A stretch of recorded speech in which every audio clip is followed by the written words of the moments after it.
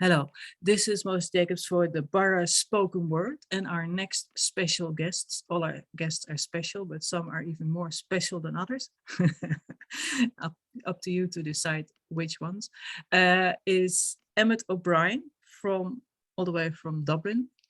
He is from Cabra in Dublin. He's just turned 24, and he's one of the most promising spoken words artists in Dublin. And if you have a chance, have a look at his videos as well. Put some links underneath this recording because they're quite a sight to see. Emmet is going to speak to us for 22 minutes or more, and maybe afterwards, before he goes, we can all ask him a question. Emmet, please take it away and read some of your poetry. Thank you, thanks. And first of all, thanks very much for inviting us on. It's amazing to be given the opportunity, and I really can't wait to come down to Cork next Thursday. No, it's next Wednesday. 2 weeks. 2 weeks. Yeah. And read some poetry. It's going to be amazing, and it'll be the first time that I'm down near Clonakilty. So, yeah, I'll just hop straight into things because I have a lot of poetry and I'm not good at talking in between the poems. So I'm going to read stuff from two of my collections. I'll start off on the second book that I ever wrote, and it's a book called Eiméid Ó'Briain. And the reason why I wanted to name the book that was because it was something that we all said as kids growing up. And this book in particular, it reminisced a lot about kind of earlier life of mine and kind of reflection on the life that I had as a kid, stepping into being a somewhat adult. So that's why I named the book after that. And I'll start off and read a poem called Alter Ego, which I always like to read it as I start off doing sets because it's one of the first poems that I had ever written. And it means a lot to me. And it was just the reason why I wrote it was the first time that I ever expressed freedom through writing, which made me feel free as a person. And I feel like it's really important because that's what creating and writing poetry is. It's about freedom of expression and freedom of will, kind of. So anyway, I want to be a bird. More specifically, I want to be a redbreast. Now, I know that might sound funny, but just let me explain. You see, a redbreast does not suffer from greed. He does not contribute to the disease of obsession and power. Instead, he graces the sky with his wings stretched in full flight. Flying solo or in harmony with a flock, he is always at peace. In taking his scenery, pondering on his surroundings, but never dwelling, you see, he's free. Free to enjoy the land we are graced with. The beauty we call creation of life, something we fail to see often due to man-made creations. You see, technology, materialism, judgment, all of these were not born with the world, but born with humans who inhabit it. We do not need any of these products. And we too would live in harmony without it, but we are not that lucky. See, we feed on success and we obsess on progress and a materialistic value, but doing that, we digress from our original purpose on earth to love. Live a life both giving and receiving love, for that is what makes us whole, a point we often miss. See, I want to soar and intake the natural beauties of this planet, from mountains to lakes, from pyramids to beaches. I want to intake it all, because that is what brings us natural happiness. That is what would bring us together to fly in our own flock. See, we are all beautiful, original creations of life, and we all carry our own strengths. But if we join our strengths together, our power would be indescribable. Instead, we drag each other down, feeding off the feeling of superiority. Inferiority was what the human race fears, for without control, our life means nothing. We need to control ourselves. We have no need to control others. Life is not about control, for we did not control its creation. We accept and embrace that we are characteristics of this beautiful conception, so why can't we simply embrace each other? I have been torn down by the actions and words of others, taking my whole life to gain stability, and then it's snatched by someone's selfish words. I took what I thought would be my last breath prior to the creation of this piece, for I wanted to gain peace. Feel a soul gliding through the air in harmonies with my surroundings in a flock which I created, a flock full of unloved souls from the past and souls who are once part of my life but are no longer here due to the actions of others. For the first time in my life, I see where they've gone. Not to relieve themselves from this world, but to relieve themselves from a beautiful creation. It's simply to relieve themselves from others so that they can embrace the world for the beauty it is. I'll stay here for now, though.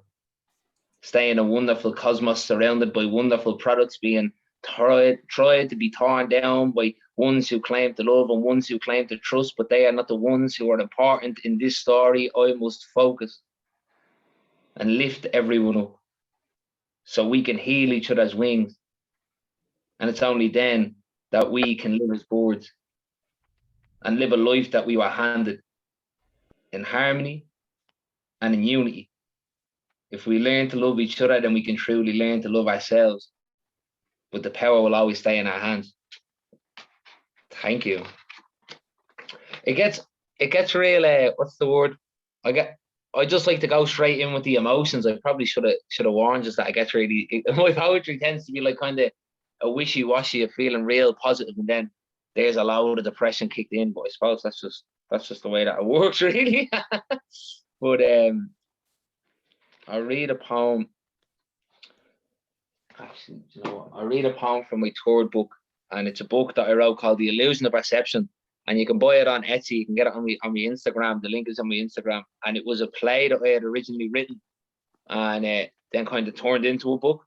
And it was about this. It was about a dream that I had once. I'm obsessed with the 60s. I really love the 60s. And I had this dream where I was at what I thought was Woodstock, and it was really amazing. And I woke up the next day and said, "That's deadly. I need to write a poem about it." And then the poem turned into a play, which then turned into a book.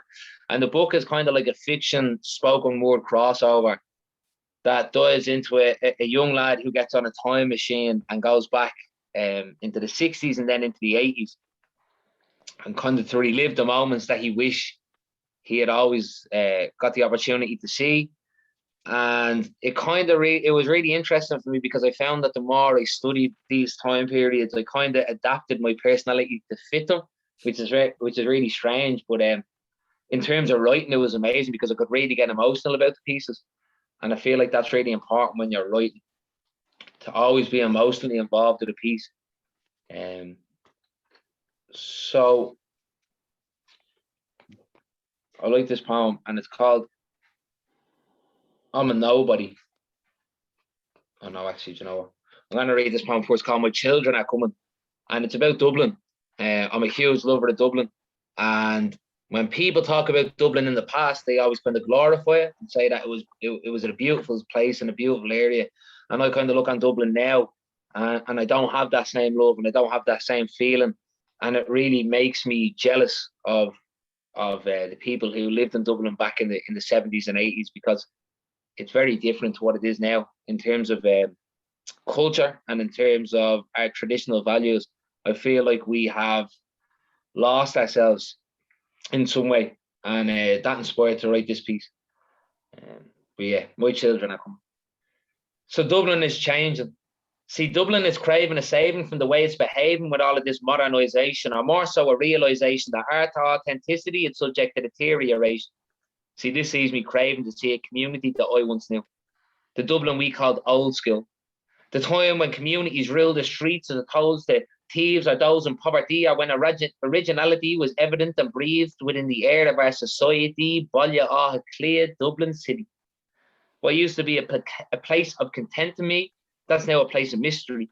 Because I feel as though these are no longer the same streets that my feet walk upon, and I can't hear any shannogs or trad songs, and actually Neil Ain Dina it can't get anymore. See, this has gone on long enough. I miss the roar of the Celtic tiger. I miss the days where Dublin thrived with beauty. Neighbours' doors left open for a cup of tea. That was a place that I called the community. I chats with all the L ones outside the shops as we got lectures on how to let our future careers blow off. But there's no respect for our elders now. Kids think they have all the answers, where reality there is just chance. As you see, this isn't my city anymore. This isn't my home. I have watched as youths and corrupt politicians overtake a throne to make it known that our city will be demolished, and instead we'll rise in crime and tear down our landmarks by putting up apartments instead. But I ask politicians, why aren't those apartments being given to the families on the streets? Is it because they see them as unworthy? I think it's simply because they can't bring in enough income. Revenue is all that's wanted, and if you don't have a euro, you may as well forget about any form of a life. You see, Dublin used to thrive with love and beauty. Now it thrives despair. And the smell of failure continues to linger. It's horrible linger throughout the air. A Baile Átha Cliath. I am scared to see what kind of environment my children will grow up in. And I failed to feel the pride I used to feel as I walked up and down the sweet River Liffey. You see, I failed to see the beauty that is Baile Átha Cliath. And believe me, I see some Dublin beauty stuck inside of Dublin, but at the moment I'm just failing to see it. You see, this was my city and this was my home. But Dublin nowadays, it's just not the same Dublin anymore. And to be honest with you, my children are coming, and I fear that they're being brought into a world where they are destined to become a statistic. Stability is now become an unrealistic ideology because there is no longer any chance for autonomy. See, Leo, he's sitting on his throne of thorns, playing his game of cards at the expenses of those living in poverty. I question how any Choctaw can name themselves with our sacred language, and it makes me disgusted. I feel as though I want to rise up with one and more people until we rise up as a body of people and we can overthrow our government. You see, the time has come. We can rise as one and save those living in the slums of our streets. We can lift them up to their feet and show that us proud Irish, we never bow down to any form of defeat. We need to rise, and rise with graw in your creed. Rise with a fire of a tricolour in your soul. End the corruption, so that my children and our children, we can live happy. And we can make sure that the darkness behind the histories of doors, they remain daunted. Nice one.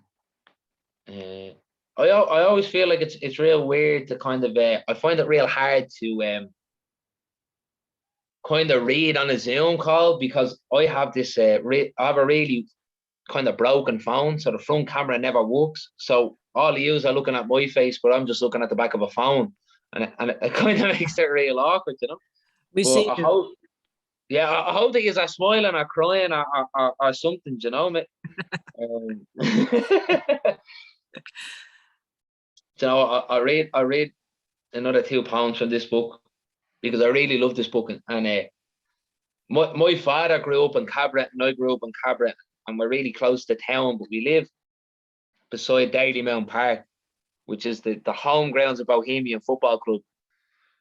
And there's been a lot of football matches played there, Bowls played and Ireland played, but there were a lot of gigs that happened there, and we've had a lot of famous people come and play.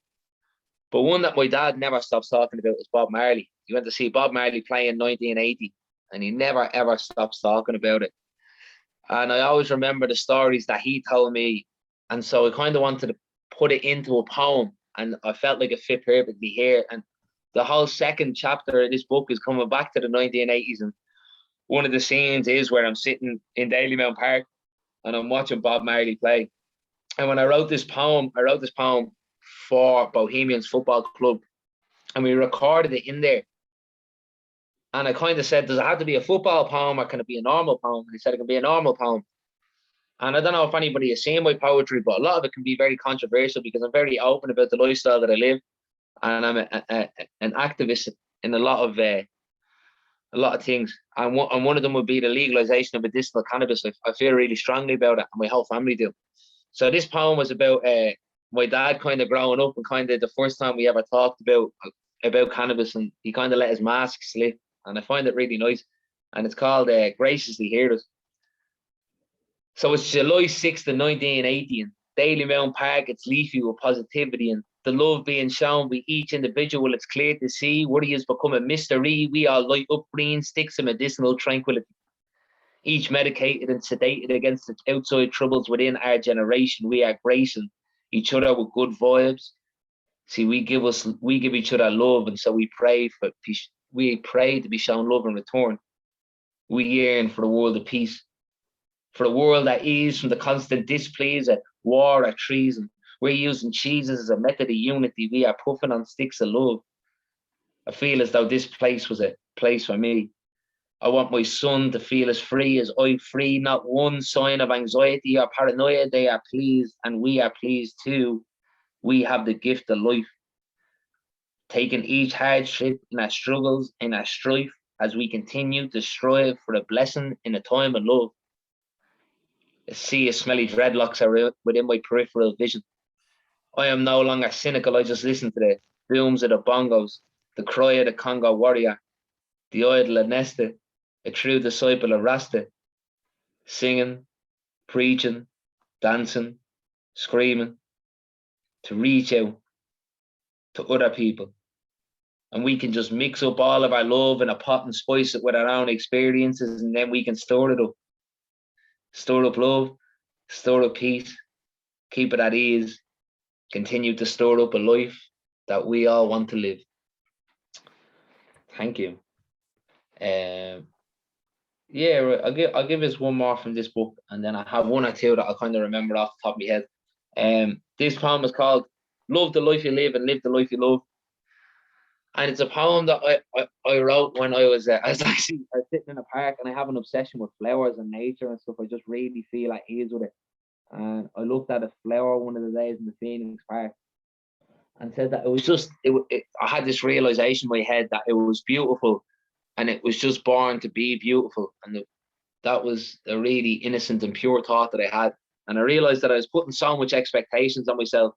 And I suffer a lot with mental health. And a big part of that is because growing up, I didn't have an easy life. And so as an adult now, I feel as though I always have something to prove. I always have something that I need to strive towards. And I always have to be the best. And if I'm not the best, then I don't know why I'm doing it. And it's a really hard pressure to put myself. And this was a poem that I wrote to just let loose and just take a break out and understand that we're living to live, and we're not living to succeed. We're not living to exceed any expectations. We're just living to be. And yeah, it's beautiful. So have you ever just taken a break from the madness of the world and stared at a flower? Watch a structure hold itself upright with eruptions of colours complementing its environment perfectly, no matter where it is situated. Purity, beauty.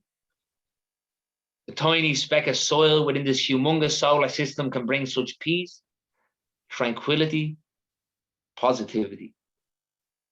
I often look at flowers and wish I stood as stable and elegant, erupting the exact same colours, complementing any environment I step into and becoming the source of happiness.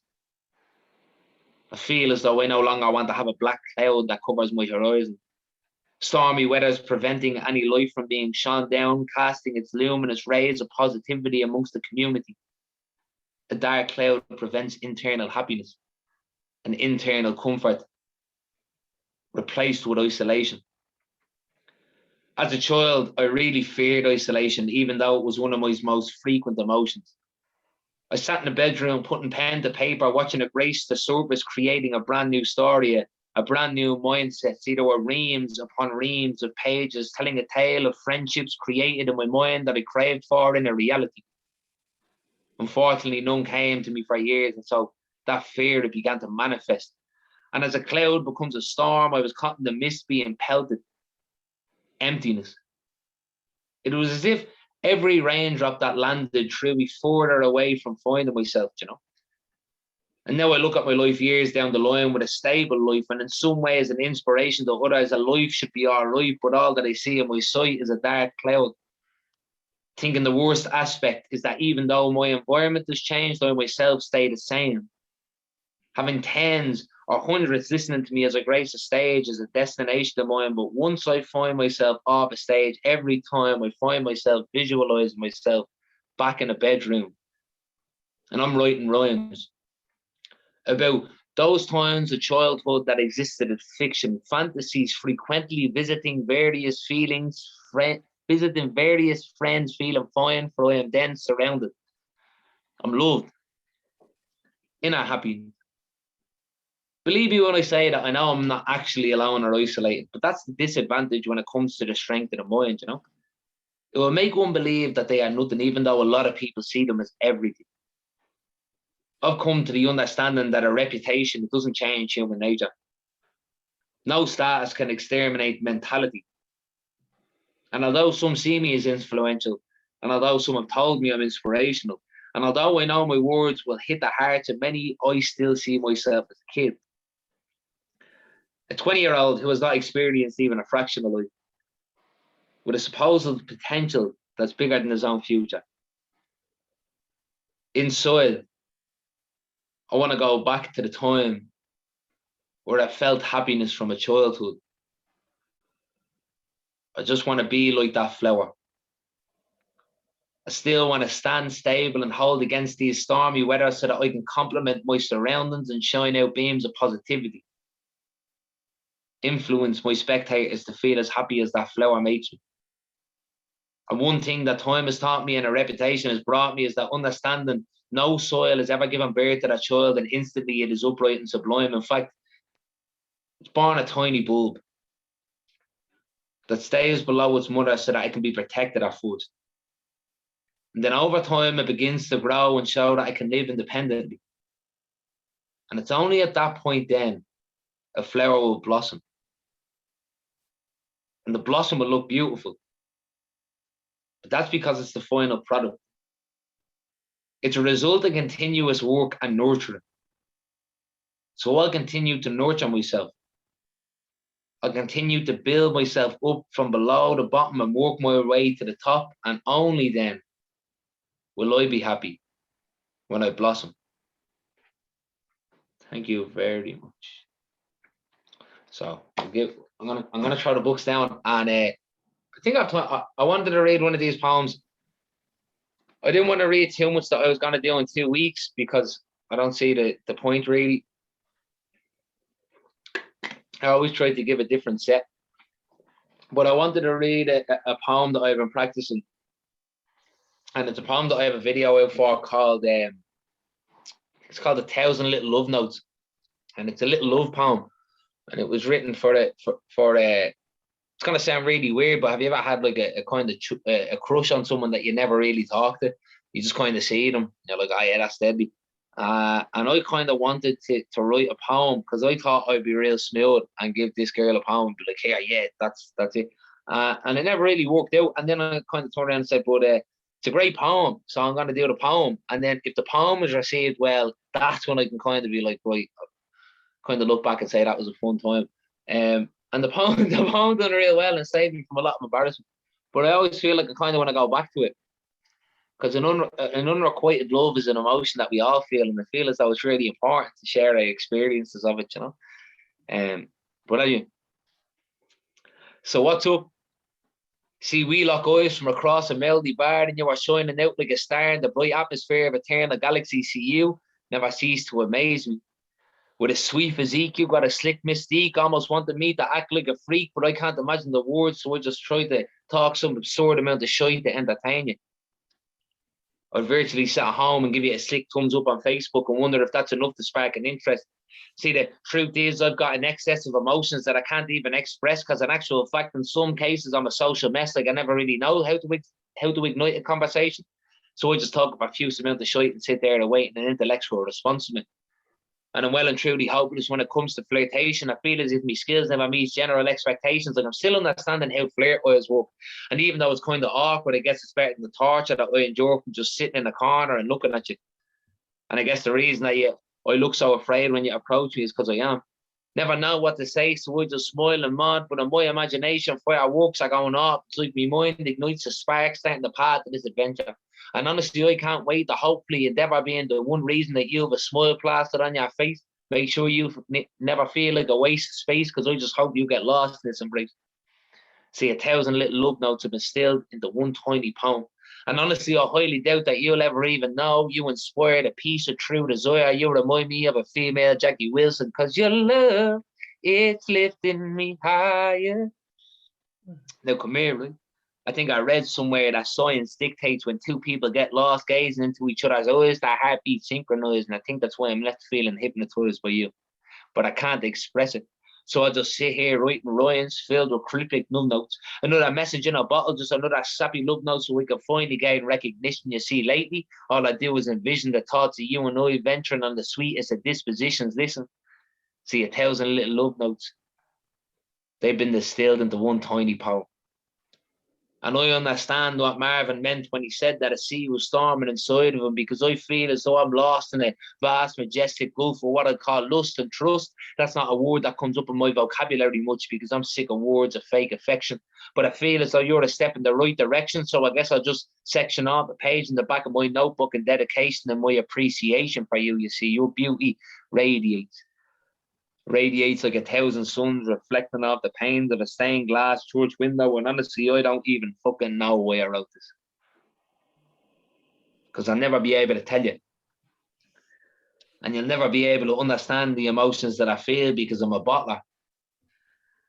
But that's all right, because I'll just sit here and I'll write and I'll dream and I'll write another little love note in the meantime. Thank you very much, Nyson. That's great. That's great.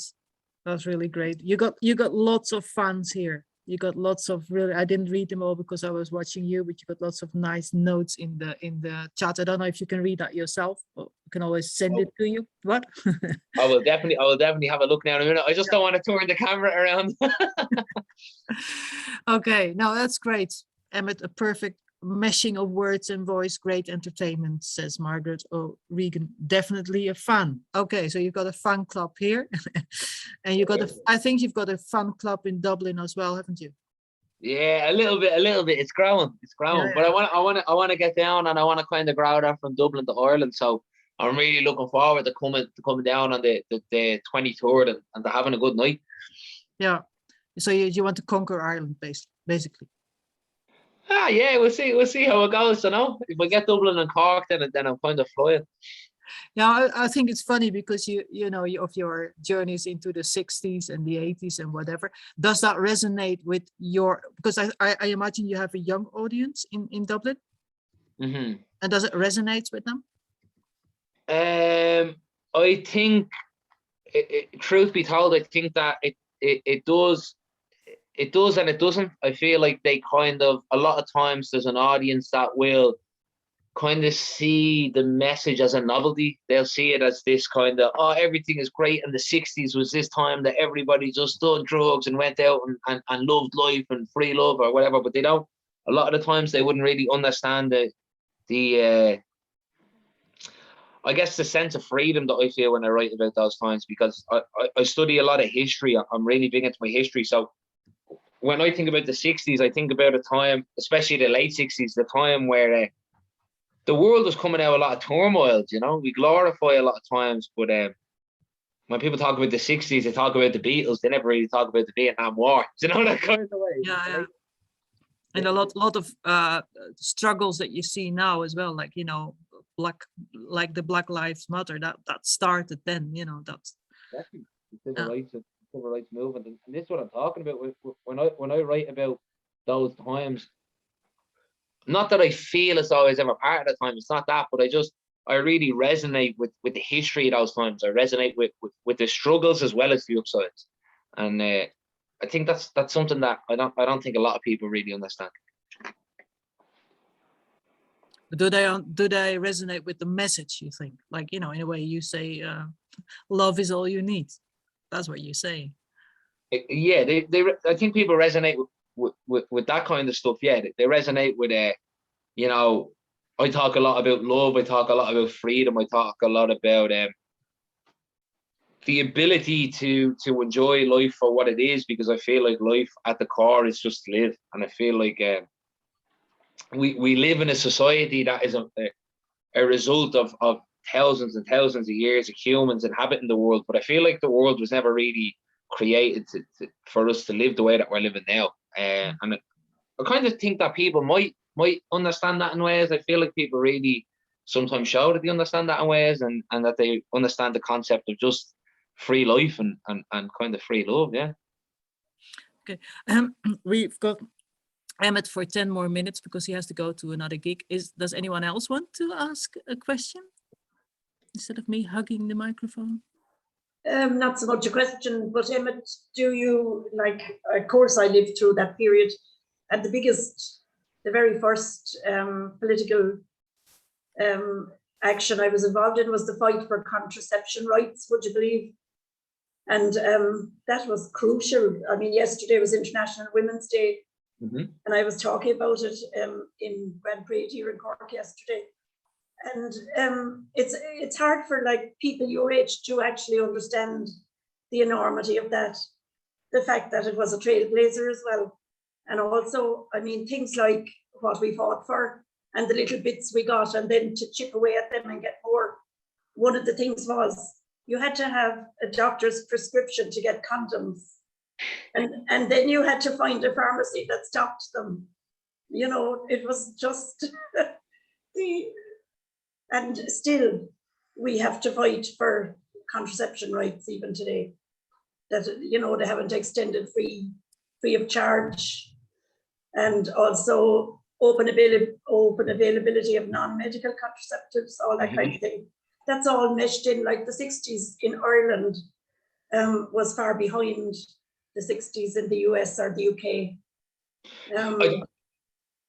I think, to be honest, I don't have much knowledge on it, but my opinion has always been that the Catholic Church have caused decades of a societal regression in Ireland. Yes. They've really, and as a man who is a man who I would never be able to talk about the idea of contraceptives, and the reason why is I feel like as a man it's not really my place. But what I can relate that to is the idea of sexuality. It's 2012 that people gained their independent right to engage, if we will, in same-sex marriage, which is something that is that hit home to me a lot, you know, that kind of way. So although I don't fully understand what you're saying, I can kind of relate to it in ways, you know. No, it's only just to point out things that started back then and the flavour of the times that we grew up in, and the control the church and the state had over us, especially over women, of course. Absolutely. As a man, you also are, you know, it's important to be engaged with contraceptives, because, you know, somebody could walk up to you and say, hey, this is your baby. This is your life. Exactly. Now you're a father. Congratulations. Not in that way, but I mean, I think, I do think that whole topic kind of, it's a situation where I could be wrong, but I feel like a lot of, from what I've studied in terms of the contraceptive ban in Ireland, a lot of shame was put on women, but there wasn't a lot of shame put on men. Do you know that kind of way? And I feel like during that time, I feel like women suffered more than men, and I just feel like I wouldn't, especially as a young man, I just would feel uncomfortable discussing that, because I've never really experienced anything like that. But try and get over that, Emmet, because you'd be well set to talk about it and to write about it, I think. It's a topic for everyone, men and women alike. In fact, yesterday's march that we had here in Cork was half men and half women, the International Women's Day. So I was delighted, you know, in very young age groups, your age group. So it was nice to see that. That's steady. That's terrific to hear. Yeah. Because you also write about masculinity, don't you? Yeah. Well, like when I grew up, I always, there was the idea of toxic masculinity. I suppose that's a broad spectrum, but I kind of grew up in very much of a house that was a big boys don't cry house, you know, that kind of way. So I struggled with the concept of masculinity for a long time in my life, and then when sexuality came into the course, it was just, everything just went upside down. And yeah, masculinity is it's a weird one that I touch on a lot, you know, because I still haven't really understood it. I don't understand a lot of why men feel the need to be masculine. Does that make sense? Well, maybe they're afraid to be vulnerable. I think that's what it is. I think it's you know, like when people talk about it, I always talk about this. When people talk about the effect that living in a patriarchal society has caused, right? We look at the effects. We automatically look at the effects that it has had on women, right? Because it's had so many terrible effects on women. But another aspect of it is we have grown into a society where men feel as though they have to be number one, they have to be the breadwinner, they have to be the person who supports mentally, financially, all these sorts of stuff. And we put that pressure on ourselves because we just feel as though we have to.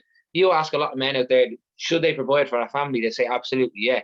ask them why. And just say, because I feel like it. I feel like the patriarchal society and the generations of it have had a really bad effect on men in terms of. But the big boys don't cry. Was did that come from your father's side or your mother's side, or both? Yeah, it was a bit of both. Like, you know, like my parents are elderly people that, well, not elderly, but the early 70s, late 60s. But look, I remember stuff like my mother telling me that the idea of her getting a job was nuts. You know, the idea of her leaving the house was nuts. Describing herself as domesticated, it was really weird. It was a very weird kind of scene, if you will, you know. And even like her mother then telling her what to do, and it was very weird. It was very weird kind of in the house that way, you know. We were kind of almost subconsciously taught that my dad goes out, my dad has a job, my dad makes the money, my dad comes home. My mother stays at home, my mother looks after me, my mother looks after the bills, my mother makes the dinner, and it's there when he comes home. And like, even when I remember being younger and being like 15, 16, and the idea of I need to be in a relationship with a woman, and that woman needs to do X, Y, and Z. And it was only when I was 19, 20, I looked around and said, what even is that my thought process is? Yeah. It's weird, but I feel like the idea of educating men, particularly young men, it's done the wrong way. I feel like it's done the wrong way. I feel like there's a lot of guilt involved, and there's a lot of why do you feel this way, and you should change, and you should change. I feel like there has to be more understand why people are the way that they are, and understand what has caused, because it didn't come out of nowhere, you know. True. Comes down to generation. Before you go, Cathal Holden has a question. Would love to hear Emmet discuss hip hop and spoken word and the influence they're having on each other and the scene these days, and would also love to hear a verse or two. I don't, if it's all right, if there is no time to. Yeah, that's what I think. That's someone that might know something. I don't know if that's called Fawn or not, but that comes to Cathal who? Holden. Maybe. Yeah. I was a rapper. Well, when I say rapper, I was kind of a beat poet and then turned into a poet. But I have a love for jazz, and I have a really big love for hip hop. I have a love for hip hop when it's a storytelling thing. I feel like there's a lot when it comes to hip hop. There's a lot of dirt, and then there's a lot of gold, if that makes sense. And I feel like hip hop nowadays, particularly nowadays, is this thing of I need to brag, I need to talk about money, I need to talk about whatever. If you look back at hip hop in the 80s and the 90s, it was different. You know, it kind of told stories, and it was like when you look at the first two people that ever hit top tens with hip hop verses, it was the Sugar Hill Gang and it was Blondie. Blondie with that song Rapture, and it was I found it wasn't the words, it was the rhythm, it was the melody. If you listen to Rapture with Blondie, it actually means nothing. She's not really saying that. She's talking about aliens and getting in cars and they're eating these things or whatever, but it's the melody of it and the way that you kind of get hooked on. And I think spoken word, in my opinion, is a lot of people who love the melody and the flow and the rhythm of hip hop, but they feel as though they have more to prove with their lyricism. And that's not talking down on hip hop. That's just saying that I think spoken word is generally better at lyricism than hip hop because it means a lot more. It resonates a lot more. We take influence from the rhythm in the sounds and put it into our own words, which is an amazing talent. I think poetry is something that we can. I think it's very accessible. I think a lot of people can do it. I think everybody can write a poem. But when you get into the nitty gritty of spoken word, there's a lot of intricacies in there. There's a lot of rhyming schemes, melodies. It can be really challenging, you know. So I feel as though that there are similarities between hip hop and poetry with rhythm and melody. But I feel like poetry and spoken word will always outweigh hip hop and rap, because it's just on a different level. And rap is a derivative of poetry. Rap always stood for rhythm and poetry. So I kind of see poetry and spoken word as like the granddad, and then rap is like the grandsons, you know. Okay, to finish it off, do you have a verse or two? Yeah, I could, yeah. I was flaked in summer sunshine, let my voice find a rhythm. I was 4 days born in trees, so that me paper stocks so I looked a bubble cushion, grabbed me cushy, so I grabbed the mic, started spitting, felt like Luke as I would skywalk and use the force to find the brilliance, but it was different as a kid. No confidence, I had no confidant, and I used the pen as a best friend to express the thoughts of wrongs, and I realised the beauty of life, a gift, a blessing we should cherish, a lesson learned from within. I spent some days up in the rain, but storm through it into sunshine. I unwind with beats, always kick back to a good time, hitting even on the lyrics, never odd when on the beat. I'm providing all the vibes to unwind you, taste the juices from the flavors that I'm packing, bangers that I'm stacking. I'm prolific for a reason, hard work, I'm not relaxing. Like Bruce Lee, I'm never chasing, always welcome in me dragon. Then I use the flame upon the breath to change the element and right. That's a little, yeah, there you go. Thank you. That's more than a verse or two. Thank you. We have to let you go so you can perform in Temple Bar. And thank you very much. And see you in 2 weeks' time, live in Clonakilty, DeBarra's spoken words. Thank you. Thanks very much, and I hope you all have a great night. Okay, you too. Bye-bye. Bye. Good luck. Thank you. Okay, I'm going to